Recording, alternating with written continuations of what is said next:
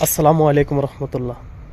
আমার ওই ভাইদের উদ্দেশ্যে কিছু কথা, যারা মানুষদেরকে উৎসাহিত করতেছেন যে এখানে আর্মিতে আসার লাগা বা কাজ করার জন্য। ভাই, আপনারা হয়তো আলহামদুলিল্লাহ বেঁচে গেছেন বা আপনাদের কন্ট্যাক্ট শেষ হয়ে গেছে, এই জন্য আপনারা স্বেচ্ছায় যোগদান করছেন। কিন্তু আমার অন্যান্য বাঙালি ভাইদেরকে কেন আপনারা এইভাবে উৎসাহিত করতেছেন যে এখানে আসার জন্য বা এরকম একটা পরিস্থিতিতে মানে ফালানোর জন্য?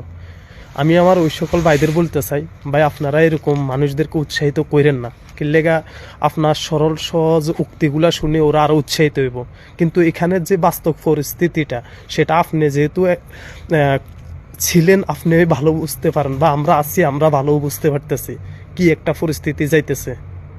তো মানুষদেরকে এভাবে উৎসাহিত করেন না, কারণ আপনারা হয়তো স্বেচ্ছায় যোগদান করছেন, কিন্তু আমরা যারা দালালদের মাধ্যমে আইসা ফাইসা গেছি, আমাদের অবস্থা কি বলেন?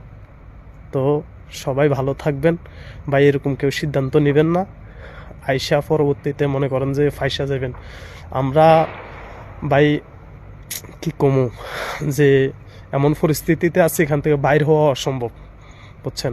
একমাত্র আল্লাহ রব্বুল আলমিন যদি হেফাজত করে, যদি শেষ পর্যন্ত থাকতে পারে, যে যে মনে করেন যে ফাঁসের আপনজন হারাইছে সেই বিষয়টা বুঝতে পারে, যে তার দুই চোখে মনে করেন যে যেগুলা দেখছি মানে বলি বুঝাইতে পারবো না ভাই, বুঝছেন?